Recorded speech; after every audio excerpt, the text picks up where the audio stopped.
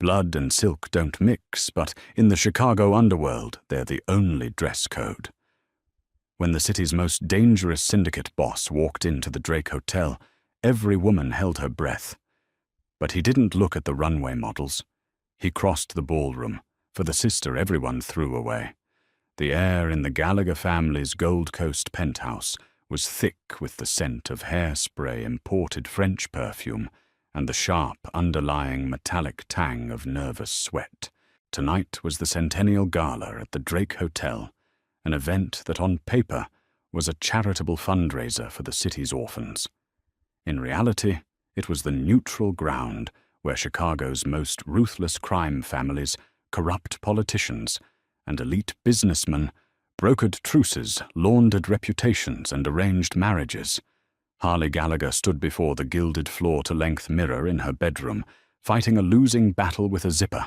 She was a large woman, undeniably fat, with soft, generous curves that the high society dressmakers of Michigan Avenue blatantly refused to accommodate. While her younger sister Chloe was draped in custom-fitted backless crimson silk that clung to her size 2 frame.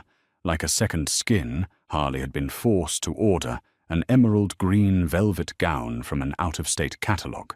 It was beautiful, rich in color, but the cut was unforgiving, digging into her ribs and clinging to the swell of her stomach and broad hips. "For God's sake, Bea, suck it in!" her father Thomas Gallagher barked from the hallway. Thomas was a mid-level boss, a man who controlled the docks and the union payoffs, but desperately craved a seat at the high table of the syndicate. His face was flushed, the collar of his tuxedo already looking too tight. "We are walking into a room with the Russo family tonight. I cannot have you looking like a stuffed sausage when I am trying to convince Leonard Russo that our bloodline is worth merging with his." Harley dropped her hands, her face burning. "I didn't ask to come, Dad. You know I prefer to stay home. And let the other families think I'm hiding my eldest daughter like some shameful family secret." Thomas snapped. "You do treat her like a family secret, Daddy." Chloe purred, gliding into the room. She looked like a weapon forged from diamonds and malice. Her blonde hair was pinned up in an immaculate twist, her cheekbones sharp enough to cut glass. She looked Harley up and down, a cruel, practiced sneer lifting the corner of her painted lips. "Look at you. Velvet in June. You look like a Victorian couch, Bea. Just stay by the buffet tonight, out of the way. I need Leonard to be looking at me, not distracted by the circus." Harley swallowed the lump in her throat, her hands smoothing down the rich green fabric over her thighs. "I'll stay out of your way, Chloe. I always do." It was the tragic truth of Harley's life. She was the ghost of the Gallagher family, while Chloe was paraded around as the beautiful bait to lure in a powerful alliance. Harley was the hidden workhorse. She possessed a brilliant mathematical mind. For the past 5 years since she dropped out of her accounting degree at Northwestern to protect her father from a federal indictment, Harley had been cooking the Gallagher books. She managed the offshore accounts in the Cayman Islands, structured the shell companies in Delaware, and laundered the union kickbacks through legitimate real estate holdings. She was the only reason Thomas Gallagher wasn't sitting in a federal penitentiary. Yet in the ruthless, superficial world of the Mafia, a woman's worth was measured entirely by her waistline and her ability to serve as a beautiful trophy. Her intellect was a mere utility. Her body was a social liability. "Just put on some darker lipstick," Chloe ordered, examining her own flawless reflection in Harley's mirror. "Maybe it will draw attention away from everything else." "Come on, the limousine is downstairs. Judge Henry Caldwell and District Attorney Robert Finch are going to be there tonight. Daddy needs to kiss the ring and I need to secure my future husband." The ride to the Drake Hotel was suffocating. The partition in the stretch, Lincoln, was rolled up, leaving Harley trapped in the back with her father's cigar smoke and her sister's relentless narcissism. Thomas spent the entire ride rehearsing his pitch to Leonard Russo the newly crowned head of the Chicago syndicate. Leonard was a ghost story, whispered in the back rooms of speakeasies and shipping yards. He had taken over the family at 32 after his father was assassinated, brutally purging the ranks of traitors within a single bloody weekend. He was notoriously cold, calculating, and unmarried. Every family in the tri-state area was trying to shove their daughters into his bed, hoping to secure an alliance that came with the protection of his private army. When the limousine pulled up to the glittering entrance of the Drake Hotel, the paparazzi bulbs flashed like lightning. Chloe stepped out first, working the cameras with a practiced, dazzling smile, her crimson dress catching the wind. Thomas followed, adjusting his cufflinks. Harley slid out last, avoiding the cameras, keeping her head down. She felt the heavy, humid Chicago night air settle over her velvet dress, instantly regretting her wardrobe choice. She tugged at the bodice, trying to make herself smaller, a habit she had perfected over 26 years of living in a world that demanded she disappear. But as she walked up the marble steps, a strange electric anticipation settled low in her stomach. Tonight the chessboard was set and the pieces were moving. She just didn't know yet that she was the queen. The grand ballroom of the Drake Hotel was a masterclass in opulent intimidation. 3 massive crystal chandeliers hung from the frescoed ceiling, casting a warm, golden light over the sea of tuxedos and designer gowns. A string quartet played Vivaldi in the corner, though the music was nearly drowned out by the low, dangerous hum of 100 criminals pretending to be gentlemen. Harley immediately retreated to the shadows, securing a spot behind a towering pillar near the terrace doors. From here she had a clear view of the room, without being subjected to the judgmental stares of the outfit wives who clustered together like vultures in diamonds. She watched the power dynamics unfold with the clinical eye of an auditor. She saw Alderman Thomas Tunney laughing with a known loan shark. She spotted Carmine, the bull del Vecchio, slipping an envelope to a police captain by the ice sculpture. And she watched her father Thomas sweating profusely as he tried to maneuver Chloe into the VIP section, cordoned off by heavy velvet ropes. Then the atmosphere in the room shifted. It wasn't a sudden silence, but rather a chilling drop in barometric pressure. The string quartet faltered for a half-second before recovering their tempo. Leonard Russo had arrived. He walked into the ballroom flanked by 4 men whose tailored suits couldn't hide the bulk of their shoulder holsters, but Leonard himself required no muscle to project power. He was tall, dressed in a bespoke midnight blue tuxedo that fit his athletic frame with lethal precision. His hair was dark, neatly styled, but with a slight, untamed wave, and his eyes even from across the room seemed black and piercing. He didn't smile as he accepted a glass of scotch from a trembling waiter. He moved with the slow, deliberate grace of an apex predator inspecting a cage full of mice. Every woman in the room straightened her posture. Chloe practically vibrated with ambition. She grabbed Thomas's arm, her perfectly manicured nails digging into his tuxedo sleeve, and began pulling him toward the center of the room, positioning herself directly in Leonard's inevitable path. Harley watched from her corner, a glass of sparkling water in her hand. She felt a pang of profound isolation. She knew the numbers, she knew the ledgers, she knew the secrets of almost every man in this room, yet to them she was invisible. Or worse, an eyesore. About an hour into the gala, the mingling intensified. Leonard had systematically dismantled 3 different business proposals from older bosses with nothing more than a raised eyebrow and a cold refusal. He looked bored. Chloe, sensing her window of opportunity closing, grew desperate. Harley had made the mistake of leaving her safe corner to get a fresh glass of water from the bar. She was trying to navigate back through the dense crowd, her velvet dress brushing against the expensive silks and chiffons of the other women. As she passed the center of the room, She accidentally stepped on the trailing hem of a silver gown worn by one of the Del Vecchio daughters. "Watch it, cow," the woman hissed, yanking her dress away. Harley kept her head down, whispering an apology. But in her haste to retreat, she bumped squarely into Chloe. Chloe had finally managed to position herself just 10 feet away from Leonard Russo, waiting for him to turn around. The collision caused Chloe to stumble, a splash of her champagne spilling onto her own crimson silk. The ballroom around them suddenly went terrifyingly quiet. The minor commotion had drawn the attention of the surrounding circle, including Leonard, who turned his head to look at the disturbance.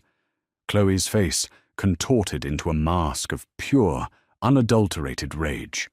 Her grand moment, her perfect entrance into Leonard's line of sight, was ruined by the sister she despised. "Are you completely blind, Harley?" Chloe snapped, her voice echoing in the sudden lull of conversation. "I'm sorry, Chloe. Someone pushed me." "Stop talking," Chloe hissed, stepping forward, her voice carrying across the silent floor. She didn't care who was listening. She wanted to distance herself from Harley as violently as possible to save face. "Look at you, sweating in that cheap velvet, taking up half the aisle. Why did Dad even let you out of the house? You're a humiliating embarrassment." Harley froze, the color draining from her face. Dozens of eyes were on her now. She could hear the muffled snickers from the outfit wives.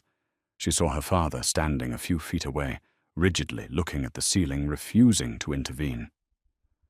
"Chloe, please," Harley whispered, tears burning the back of her eyes. "Not here." "Yes, here." Chloe laughed, a high, cruel sound that sliced through the room. She looked around, playing to the audience, pointing a manicured finger at her sister's soft, heavy frame. "You think hiding in the corner makes you invisible? It just makes you look pathetic. Look around, Bea. Look at the women in this room. Then look at yourself." Chloe stepped closer, dropping her voice slightly, but still loud enough for the VIP circle to hear. "Nobody wants you. Nobody is ever going to want you. Go wait in the car before you ruin this family's chances completely." The cruelty hung in the air, toxic and heavy. A tear slipped down Harley's cheek, hot and humiliating. Her heart hammered wildly against her ribs. She wanted the marble floor to open up and swallow her whole. She clutched her small evening bag, turned her head, and prepared to flee toward the exit, accepting her defeat, accepting her place in the shadows. But then a deep, gravelly voice echoed through the terrible silence. "I believe you are standing in my way." The crowd parted like the Red Sea. Leonard Russo stepped forward. Up close, he was even more terrifying. His jawline was sharp, shadowed with a faint stubble, and his dark eyes held a cold, terrifying fury. But that fury wasn't directed at Harley. Chloe's breath hitched. Her cruel smile instantly morphed into a dazzling, seductive beam. She smoothed her hands over her hips, stepping forward to block Harley entirely. "Mr. Russo," she purred, her voice dripping with honey. "I apologize for the disturbance. My sister is terribly clumsy. I'm Chloe Gallagher." "It is an absolute honor to move," Leonard said. It wasn't a request. It was a single flat syllable that carried the weight of a loaded gun. Chloe blinked, her smile faltering. "Excuse me." "You are blocking my view." Leonard stated, his voice devoid of warmth. He didn't even look at Chloe's face. He looked right past her shoulder. Slowly, agonizingly, Chloe stepped to the side, her face flushing crimson, as a ripple of shocked whispers swept through the crowd. Leonard stepped past the gorgeous, trembling golden child of the Gallagher family and stopped directly in front of Harley. Harley stood paralyzed. She was hyperventilating slightly, the velvet dress constricting her chest. She looked up at the towering mafia boss, expecting him to order her out of his presence, expecting the final crushing blow of the night. She wiped the tear from her cheek, hastily, her hands shaking. Leonard stared down at her. His gaze wasn't filled with the disgust or pity she was used to. His dark eyes roamed over her face, taking in her wide, panicked green eyes, the soft flush of her cheeks, and the rich, dark waves of her hair. He looked down at the curve of her body in the emerald velvet, and for the first time all evening, the corner of his mouth twitched upward. Harley Gallagher. He murmured his voice, low, meant only for her. She gasped softly. You know my name. I make it my business to know the architect behind the most brilliant money-laundering network in the Midwest, he said quietly. Harley's blood ran cold. The ledgers, the shell companies. He knew. Her father always thought he was the mastermind, but Leonard Russo knew exactly who held the reins. Before she could form a panicked reply, the string quartet, terrified by the silence, abruptly began playing a slow, sweeping waltz. Leonard didn't break eye contact. He slowly raised his large, calloused hand, presenting it to her. They are playing a waltz mea bella, and I find myself in need of a partner. The ballroom erupted into a silent frenzy of shock. Thomas Gallagher dropped his cigar. Chloe let out a sound that was half gasp, half sob, her face contorting in absolute disbelief. The most powerful man in Chicago, a man who could have had his pick of actresses and heiresses, was offering his hand to the fat, hidden daughter. Mr. Russo. Harley stammered, her voice trembling. I can't. I don't dance. And everyone is staring. Let them stare, Leonard commanded softly. They stare because they are sheep looking at a wolf. And you, Harley, are no sheep. He stepped half an inch closer, his presence entirely consuming her vision. Take my hand. Show them exactly who you are. A strange, defiant spark ignited in Harley's chest. For 26 years she had been told to hide. She had been mocked, belittled, and pushed into the dark. Her sister's cruel words, "Nobody wants you," still echoed in her ears. But looking into Leonard's eyes, she didn't see pity. She saw recognition. She saw a king looking at a queen. Slowly her trembling hand reached up and rested in his massive palm. Leonard's fingers immediately curled around hers, warm and possessive. He pulled her forward, slipping his other hand around her waist, settling firmly on the curve of her lower back. He didn't hesitate or adjust his grip to hide her size. He held her as if she were the most precious, delicate thing in the room. He guided her straight to the center of the dance floor. The crowd scrambled backward to give them space. As they began to move to the sweeping music, Harley stumbled on the first step. "I warned you," she whispered, her cheeks burning. "I'm clumsy." "You're nervous," he corrected, pulling her a fraction closer. The scent of sandalwood and danger enveloped her. "Follow my lead. Just breathe, Harley." She looked up at him, her heart pounding a frantic rhythm. "Why are you doing this? My sister. She's the one my father brought for you. She's the beautiful one." Leonard scoffed a dark, dangerous sound. "Your sister is a loud, empty vessel. I have no use for a woman whose only asset is her reflection. I need a partner who can see the chessboard. I need the woman who successfully hid $3 million from the IRS in a labyrinth of dummy corporations out of the Cayman Islands last year." Harley's breath hitched. "If you know that you know, I could go to prison." "If I know that," Leonard replied, his eyes dropping to her lips before meeting her gaze again, "it means I recognize your genius. Your father is a fool, Harley. He parades a piece of glass around while hiding a diamond in the dark." He spun her gracefully, and for the first time in her life, Harley felt weightless. The heavy velvet dress didn't feel restrictive anymore. It felt like royal armor. As they rotated, she caught sight of Chloe, standing on the edge of the dance floor, her face pale tears of rage and humiliation streaming down her perfectly contoured cheeks.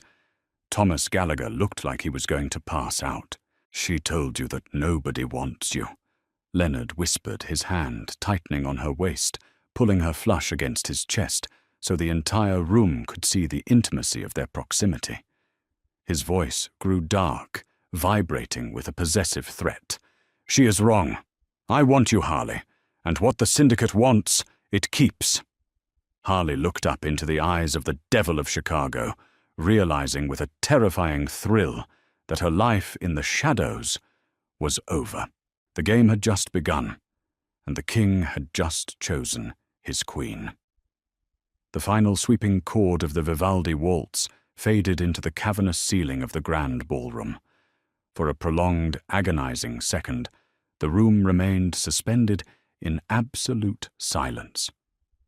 Harley Gallagher stood in the center of the Drake Hotel's dance floor, her chest heaving against the emerald velvet of her gown, her hand still securely trapped within the warm, calloused grip of Leonard Russo.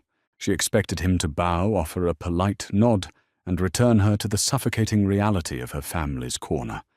Instead, Leonard's grip tightened. He didn't look at the hundreds of gaping faces surrounding them. He kept his dark, piercing gaze locked entirely on her. "We are leaving," he stated, his voice a low rumble that vibrated through her. "Leaving?" Harley whispered, her pulse skyrocketing.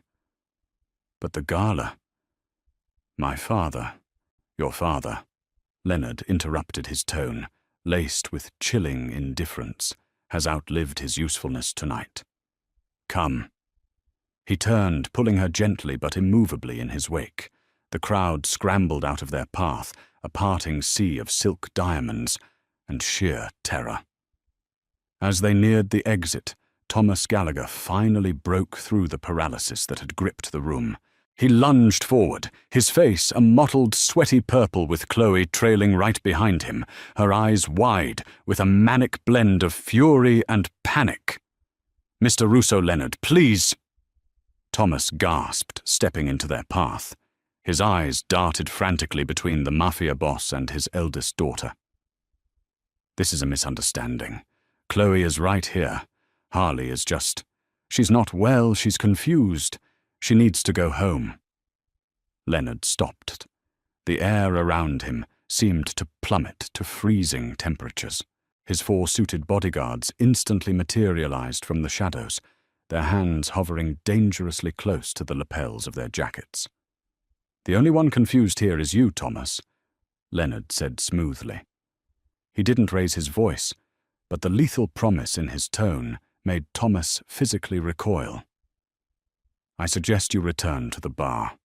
Drink to your continued breathing. Because if you step in front of me again, I will ensure it is your last step. In the Syndicate, power isn't taken with a shout. It's executed in a whisper." An old Chicago outfit proverb. "But she's my daughter." Thomas sputtered a desperate, pathetic final stand. "She was your daughter," Leonard corrected coldly. "Now she is my asset." Chloe let out a strangled, furious sob. "Her you want her. Look at her. She's a whale. She's nothing." Leonard didn't even grant Chloe the dignity of looking at her. He simply tilted his head toward his lead bodyguard, a massive man named Matteo. "Matteo, if the blonde speaks again, remove her tongue." Chloe snapped her mouth shut, slapping a hand over her own lips, her eyes terrified. Leonard guided Harley out the heavy brass doors of the hotel and into the humid electric Chicago night.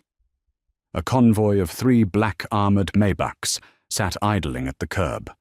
The paparazzi, sensing blood in the water, began snapping photos furiously. Harley instinctively raised a hand to shield her face, deeply ashamed of how she must look, a heavy, flushed woman being dragged into the underworld by the city's reigning king. Leonard noticed. He stopped on the sidewalk, uncaring of the flashing bulbs.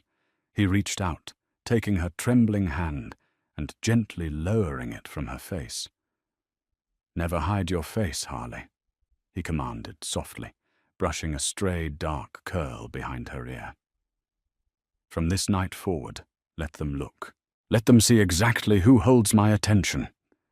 He guided her into the cavernous, leather-scented interior of the middle Maybach. The partition was already up. As the car pulled smoothly away from the curb, merging onto the glittering stretch of Lakeshore Drive, Harley pressed herself against the passenger door, her heart hammering against her ribs. "You just kidnapped me," she breathed out, staring at the blurred city lights reflecting off the bulletproof glass. "I liberated you," Leonard corrected, pouring 2 fingers of amber liquid from a crystal decanter built into the console. He offered her the glass of Macallan 25. When she shook her head, he took a slow sip. "Your father's books are a house of cards, Harley. You've done a masterful job keeping the federal auditors at bay, but you can only patch a sinking ship for so long." Harley's professional instincts immediately flared momentarily, overriding her panic. "The accounts are sound. I diversified the shipping union kickbacks through 3 different shell companies in Delaware." "Yes," Leonard agreed, a dangerous smirk playing on his lips. "You did. But your father got greedy. He borrowed outside of the syndicate to fund a high-stakes gambling habit." Leonard reached into the leather compartment beside him and tossed a thick manila folder onto her lap. Harley hesitated, then opened it. Her eyes scanned the documents, her mathematical mind processing the terrible reality in seconds. Thomas Gallagher's hidden liabilities. Creditor, the Petrov Bratva, Russian syndicate. Principal debt, $4.5 million. Accumulated interest, $1.2 million. Collateral offered, the Gallagher Southside Docks Syndicate territory. Harley felt the blood drain from her face. He leveraged syndicate territory to the Russians. He doesn't even own the docks. He just manages them for you. "Exactly," Leonard said, his eyes darkening. "It is an act of treason. By outfit law, I should have had him executed in the coat check room tonight. The entire Gallagher family should be resting at the bottom of Lake Michigan by sunrise." Harley squeezed her eyes shut, a wave of profound nausea washing over her. "So why didn't you? Why am I in this car?" Leonard shifted, closing the distance between them. The sheer size of him, the heat radiating from his body, made the spacious Maybach feel suffocatingly small. He reached out his large fingers, gently cupping her chin, forcing her to look at him. "Because I reviewed the digital footprints of those Delaware shell companies." He murmured his thumb, tracing the soft curve of her jawline. "I saw the algorithm you built to randomly generate invoices that perfectly match the union's legitimate operating costs. It is the most beautiful piece of forensic accounting I have ever seen. You are a prodigy, Harley." "I'm a criminal," she whispered, her breath hitching as his thumb brushed her lower lip. "We are all criminals, Mia Bella," Leonard replied, his voice a velvet caress. "But very few of us are artists. I paid your father's debt to the Russians yesterday. I now own him. I own his territory. And in exchange for his miserable life, I claimed his most valuable asset." Harley swallowed hard, her insecurities screaming in her mind. "You want me to cook your books?" "I want you to manage my empire," Leonard corrected. "And I want you." "You don't," she blurted out, the painful, raw truth tearing from her throat. She pushed his hand away, retreating into the corner of the seat. "Don't play games with me, Mr. Russo. I know what I look like. I have mirrors. I see the women you are photographed with, models, actresses, women like my sister. You want my brain? Fine. I will work for you to save my family. But do not mock me by pretending you desire me." The silence in the car became instantly heavy, charged with a sudden violent tension. Leonard set his crystal glass down. He moved so fast she didn't have time to flinch. Suddenly, He was looming over her, his hands planted on the leather seat on either side of her waist, trapping her against the door. "Do I strike you as a man who plays games?" he demanded, his voice dropping to a dangerous feral growl. "Do you think I care about the opinions of superficial socialites and weak men? The women you speak of are hollow. They break when the wind blows." He leaned in closer, his lips mere inches from hers, his gaze dropping to the swell of her cleavage, straining against the emerald velvet. "I look at you, Harley, and I see a woman. Soft where a woman should be soft, brilliant where it matters, and resilient enough to survive in a house that hated you. I don't want a fragile porcelain doll. I want a queen who can hold my empire together while I burn the rest of the city down." Harley trembled, completely overwhelmed. No man had ever spoken to her like this. No man had ever looked at her body with hunger instead of disgust.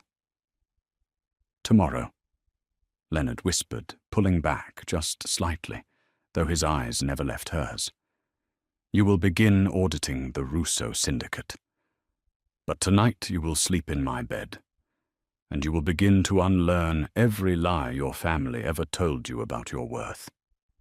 The Russo estate in Lake Forest was a sprawling Gothic revival fortress hidden behind 10-foot wrought-iron gates and a dense perimeter of ancient oak trees.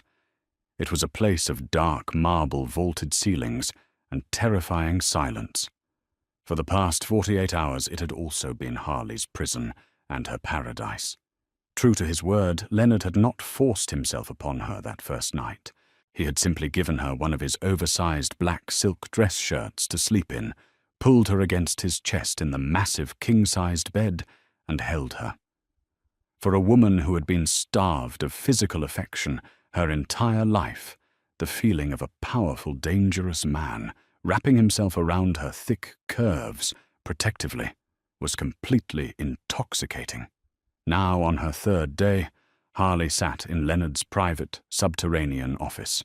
It was a high-tech bunker, disguised as a classic library, filled with servers, encrypted mainframes, and towering stacks of physical ledgers. She was dressed in a pair of soft black leggings and a cashmere sweater that one of Leonard's staff had procured for her, her hair tied up in a messy bun, a pair of reading glasses perched on her nose. She was in her element, and she was terrified of what she had just found. Leonard was sitting across the room in a leather wingback chair, cleaning a custom 1911 pistol with terrifying methodical precision. He watched her constantly. Every time she looked up from the monitors, she caught his dark eyes, tracking her movements, a low, simmering possessiveness in his gaze. "You're frowning, Mia Bella," Leonard observed, snapping the slide of the pistol back. "Did you find a math error? Or are you just displeased with my company?" Harley took a shaky breath, pulling off her glasses. "Leonard, you need to look at this." He set the weapon down, immediately crossing the room in 3 long strides. He stood behind her chair, resting his large hands gently on her shoulders. The warmth of his touch sent a familiar shiver down her spine. "Show me." Harley tapped the keyboard, bringing up a complex spreadsheet she had spent the last 10 hours cross-referencing. "I started auditing the Southside construction contracts," she explained, pointing to the screen. "You have 3 major high-rise developments currently funneling clean cash back into the central holding account. But the margins were off, just by a fraction of a percent. Skimming," Leonard said, his voice instantly dropping 10 degrees. "Someone is stealing from me." "It's worse than skimming," Harley said, her finger tracing a line on the monitor. "If it were just a greedy contractor, the money would disappear into a private offshore account. But this money isn't disappearing. It's being systematically rerouted." She hit a key, bringing up a table she had constructed to track the phantom funds. Financial routing discrepancies, Q1 to Q2. Construction site reported expense, actual expense variance, Stolen routing destination, River North Tower, 12. 5,011.2 million 1.3 million. Phantom LLC Bermuda. West Loop. Condos. 8.2 million. 7.5 million. 0.7 million. Phantom LLC Bermuda. Navy Pier. Expansion. 15.0 million. 13.1 million 1.9 million. Phantom LLC Bermuda total variance, 3.9 million. Almost $4 million in 6 months, Harley whispered. But here is the twist. I cracked the ownership structure of the Bermuda LLC. It's a nested doll of corporations, but the ultimate beneficiary. She swallowed hard, looking up at him. It's Carmine Del Vecchio. Leonard went completely still.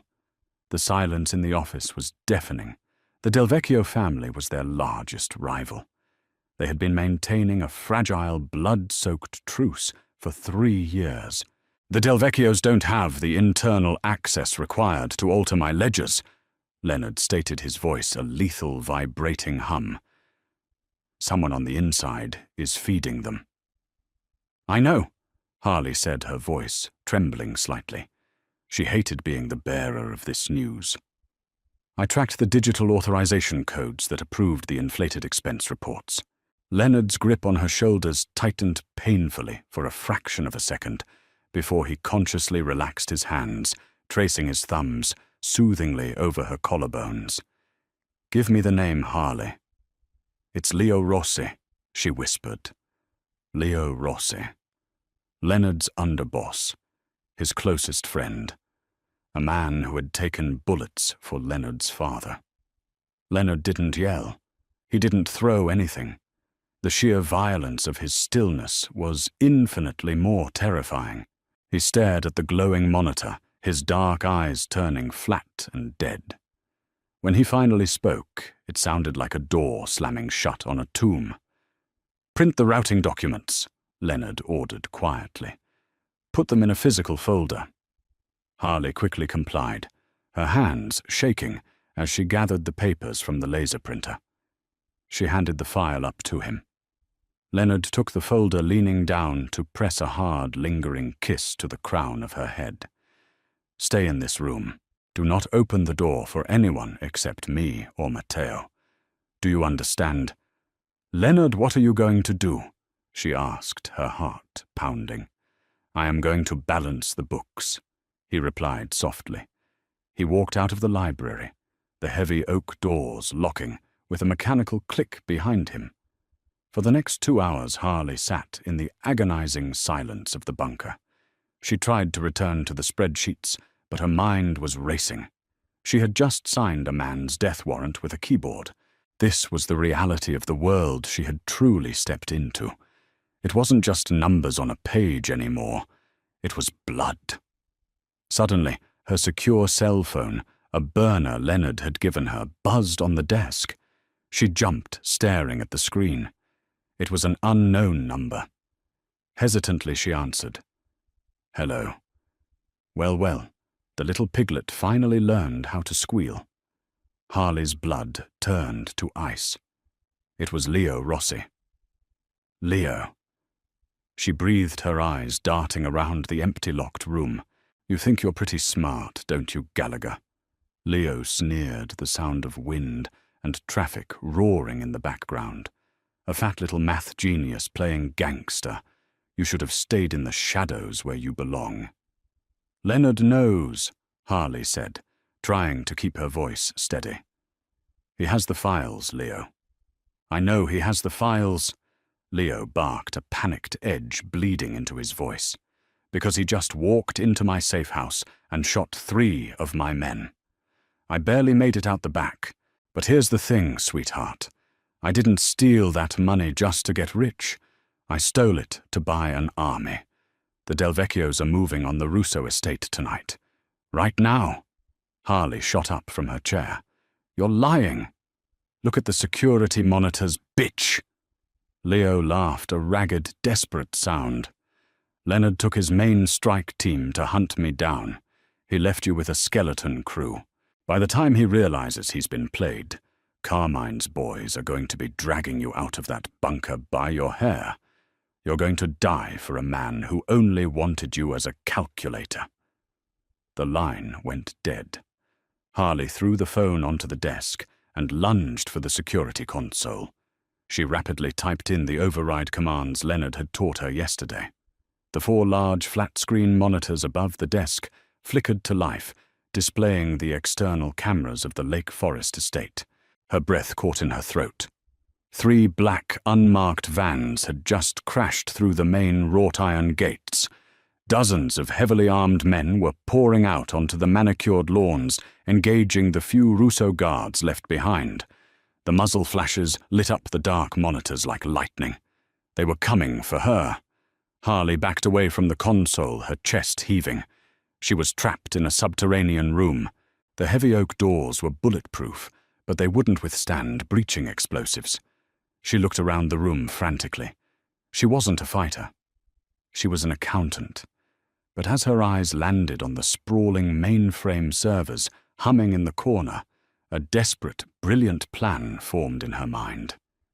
If they want the money, she thought, her hands flying to the keyboard, I'll show them exactly where it is. The muffled rhythmic thud of automatic gunfire echoed through the reinforced ceiling of the subterranean bunker, vibrating against Harley's teeth. Dust shook loose from the vaulted brick ceiling, drifting down onto the glowing monitors. She was entirely alone, buried beneath a war zone, armed with nothing but a keyboard and a brilliant, desperate mind. Leo Rossi had thought he was taunting a terrified, helpless woman. He had fundamentally misunderstood who Harley Gallagher was. She had survived 26 years in a family that treated her like a disease. She had learned to endure, to calculate, and to strike only when the odds were absolute. Her fingers flew across the mechanical keyboard, the clacking sound sharp and frantic against the distant explosions above. If Leo and the Del Vecchio family were launching a full-scale siege on the Russo estate, it wasn't just to assassinate Leonard. This was a hostile takeover. They wanted the territory, they wanted the blood, but most importantly, they wanted the money. The Russo syndicate controlled the largest liquid cash reserves in the Midwest. If they want the empire, Harley thought her jaw set, her green eyes reflecting the harsh blue light of the monitors. I'll make sure there is nothing left to conquer. She bypassed the standard security protocols using the root access codes Leonard had entrusted her with just 24 hours prior. She dove directly into the syndicate's central nervous system. First, she targeted the $3.9 million Leo had stolen. She traced the Bermuda LLC, fractured the holding account, and initiated a wire transfer, sending the funds into a randomized, heavily encrypted cryptographic ledger that only she possessed the seed phrase for. But she didn't stop there. A heavy, terrifying boom shook the walls. They had breached the interior mansion. They were in the hallways. Harley ignored the adrenaline spiking in her veins. She opened a secondary terminal and initiated an offensive hack. She knew the Del Vecchio family's financial structure. She had spent years analyzing their shell companies to keep her father's ledgers insulated from them. Carmine Del Vecchio was old school. He kept his primary operational funds, nearly $80 million, used for payroll bribes and weapons trafficking in a series of supposedly secure Cayman Island trusts, managed by a corrupt Swiss banking firm, Bauer & Co. With a few keystrokes utilizing a back door she had discovered years ago, but never dared to exploit, Harley breached the Del Vecchio mainframes. Transfer initiated, the screen flashed. She was draining them. Every single cent of the Del Vecchio empire was being siphoned, routed through 12 different proxy servers, and dumped into the same impenetrable cryptographic vault. She was burying the rival family's entire fortune in a digital grave. Suddenly, the heavy oak doors of the library groaned. The screech of a high-powered drill, biting into the reinforced steel frame, pierced the air. They were at the bunker. Harley hit enter On the final command, a loading bar appeared on the screen. 70%, 80%. "Come on," she whispered, her hands shaking as she stared at the screen. 90%. "Stand back." A muffled voice roared from the other side of the door. Harley dove beneath the massive solid mahogany desk, curling her heavy frame into a tight ball, throwing her arms over her head. The explosion was deafening. The sound waves punched the air from her lungs as the heavy oak doors were blown entirely off their steel hinges, crashing into the leather wingback chairs in a cloud of splintered wood and thick, choking grey smoke. The smell of C4 and pulverized brick flooded the room. Heavy combat boots crunched over the debris. Through the stinging smoke, Harley saw the laser sights of 3 assault rifles sweep the room before settling directly on the desk she was hiding beneath. "Drag her out," a raspy, nicotine-stained voice commanded. 2 men hauled Harley out from under the desk by her arms. She struggled, kicking out, but they threw her roughly into the center of the room. She landed hard on her knees, her cashmere sweater covered in plaster dust, her dark hair falling out of its messy bun to frame her terrified face. Standing before her, flanked by armed mercenaries, was Carmine Del Vecchio. He was a ruthless man in his late 60s, wearing a bespoke suit that looked entirely out of place amidst the violence. He looked down at her with absolute disgust. "So this is the Gallagher pig that caused all this trouble." Carmine sneered, stepping closer. "Leonard Russo risks an all-out war, and for what a glorified bookkeeper who belongs in a circus." "Don't be too hard on her, Carmine. It's not her fault Leonard has terrible taste." The sheer shock of the second voice made Harley's blood run cold. Stepping through the smoke, perfectly poised in a beige Burberry trench coat over a cocktail dress, was her younger sister. Chloe. "Chloe." Harley gasped, her mind reeling. "What are you doing here?" Chloe offered a wicked, triumphant smile, stepping up beside the rival mafia boss. "Did you really think I was just going to sit at home and let you humiliate me? B, did you honestly believe the King of Chicago wanted you?" "You're pathetic." Leo Rossi came to me. "He told me Leonard was planning to use you as a scapegoat for the feds." I simply provided Leo with the perimeter security codes Dad had on file. "You sold out the estate?" Harley realized horror washing over her. "Chloe, they're going to kill everyone." "I don't care." Chloe snapped her beautiful face, twisting with an ugly, deep-seated jealousy. "You took my moment. You made me look like a fool at the Drake. Now I am going to watch Carmine put a bullet in your head, and then I am going to take my rightful place." Carmine chuckled, raising a silver customized revolver and pointing it directly at Harley's forehead. "Enough family drama. The computers, Gallagher. Unlock the central Russo accounts, transfer the funds to my ledger, and maybe I'll let your sister shoot you herself."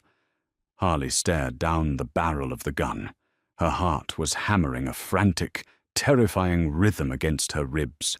But as she looked at her sister's smug face and the arrogant sneer of the rival boss, the fear suddenly evaporated, replaced by a cold, searing rage. She slowly pushed herself off her knees, standing up to her full height. She didn't shrink away. She squared her broad shoulders, lifting her chin. "You're too late, Carmine," Harley said, her voice eerily calm. Carmine frowned, the gun wavering slightly. "What are you talking about?" Harley gestured to the glowing monitors behind her. "I didn't just lock the Russo accounts. I traced the routing numbers Leo Rossi used. I found your offshore holding companies in the Caymans. Bauer and Company." Carmine's face instantly lost its color. "You're lying." "Look at the screen," Harley commanded, her voice ringing with absolute authority. Carmine forcefully pushed past her, staring at the terminal. The loading bar had vanished. In its place was a flashing red confirmation screen. "Funds transferred. Balance $0." $150 million, Harley stated softly, watching the rival boss tremble with sheer panic. Your payroll, your weapons budget, your retirement. It's gone, Carmine. Siphoned into a cryptographic vault that will automatically wipe itself if my heart stops beating. You didn't come here to rob Leonard Russo. You came here to beg me for your own money back. Chloe let out a nervous laugh. She's bluffing, shoot her, Carmine. But Carmine didn't shoot. He dropped the gun to his side, his hands shaking violently as he stared at the empty ledgers. Harley had just checkmated the entire Del Vecchio family without firing a single bullet. Before Carmine could speak, the backup lights in the bunker flickered, died, and plunged the room into pitch blackness. A heavy, terrifying silence fell over the room. Then, from the darkness of the hallway, a voice, as cold and dark as the abyss, echoed through the smoke. No one touches my queen. The emergency generators kicked on a second later, bathing the ruined library in a harsh, pulsing crimson light. Leonard Russo stood in the doorway, looking like the devil incarnate. His midnight blue suit was ruined, splattered with the blood of the men he had slaughtered in the upper halls. In his right hand, he held his custom 1911 pistol. In his left, a terrifying serrated combat knife. Behind him stood Matteo and a dozen of the syndicate's most lethal enforcers. He hadn't fallen for the decoy. "Kill him!" Carmine screamed, diving behind the mahogany desk. The three Del Vecchio mercenaries raised their rifles, but Leonard and his men moved with supernatural speed. The bunker erupted into a deafening roar of point-blank gunfire. Harley covered her ears, dropping to the floor. The firefight lasted exactly 4 seconds. When the ringing in Harley's ears subsided, the mercenaries were dead. Leonard stalked into the room, his dark eyes scanning the chaos until they locked onto Harley. Seeing her unharmed, the murderous tension in his shoulders eased slightly. Then his gaze shifted to the two people cowering behind the desk. "Matteo," Leonard barked. The massive bodyguard hauled Carmine to his feet. Another enforcer grabbed Chloe, who was sobbing hysterically, her designer trench coat ruined with plaster dust. "She took it!" Carmine babbled frantically, pointing a shaking finger at Harley. "The fat bitch took everything, my money, Leonard. Give it back, and we can call a truce. We can walk away." Leonard's jaw clenched. He didn't look at the computer screens. He looked down at the man who had ordered an assault on the woman he claimed. "There are no truces tonight, Carmine," he whispered. With a smooth, practiced motion, Leonard drove his knife directly into Carmine Del Vecchio's chest. The older man gasped, dropping to the floor dead. Chloe screamed, crawling toward Leonard and leaving a streak of blood on the floor. "Leonard, please," she begged, tears destroying her perfect makeup. "I didn't want this. Leo forced me. I can be whatever you want." "I can be yours." Leonard looked down at the hollow woman at his feet with utter revulsion. He kicked his leg back, breaking her grip, and slowly aimed his pistol directly at her forehead. "Leonard, wait." The voice was soft, but commanded the room instantly. Leonard paused, his finger hovering over the trigger. Harley stood up. Covered in dust, her emerald velvet dress torn at the hem, she looked magnificent. She walked slowly toward the center of the room, stepping over the debris without flinching. Chloe looked up at her eyes wide with desperate hope. Please, tell him. We're family." Harley stared at the woman who had tormented her for 26 years, the woman who had called her a useless embarrassment. "We stopped being family the moment you brought an army to my door," Harley said coldly. She turned to Leonard. "Don't shoot her." Leonard frowned, a dark anger tightening his features. "She betrayed you. The penalty is death mea bella. death is a mercy she doesn't deserve, Harley replied, her mathematical mind calculating the ultimate punishment. She values her beauty, her status, and her wealth above all else. So take it all. Freeze the Gallagher accounts. Evict her from the penthouse. Let her walk out of this estate with nothing but the clothes on her back, and let Chicago know that anyone who gives her $1 or a roof is an enemy of the syndicate. Chloe let out a wail of absolute despair. No, I'll have nothing. Oh, Wassams. You have exactly what you always told me I had, Harley whispered, leaning down to look her sister dead in the eye. Nobody wants you. Leonard stared at Harley in profound, terrifying awe. He slowly lowered the gun, a wicked smile curling his lips.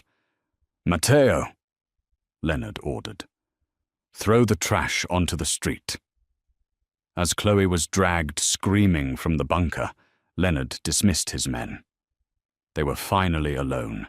He dropped his weapons onto the desk, crossed the room, and gripped her waist, pulling her flush against his chest. $150 million, Leonard murmured. I leave you alone for 2 hours and you conquer an entire crime family. I told you I was good with numbers, she breathed. You are a goddamn masterpiece, he growled, crashing his mouth down onto hers. It was a fierce, possessive kiss. When he finally pulled back, they were both breathing heavily. The books are balanced, Mr. Russo, she whispered. The empire is yours, Mrs. Russo, he corrected softly. Did you gasp at that final twist, Harley proving that true power isn't about fitting into a sample size, but having the brilliance to outsmart the entire underworld is the ultimate revenge. If you loved watching Leonard burn the city down for his queen, smash that like button, share this dramatic story with your friends, and subscribe for more intense, high-stakes mafia romance audios. What should Harley do with the stolen millions? Let me know in the comments below.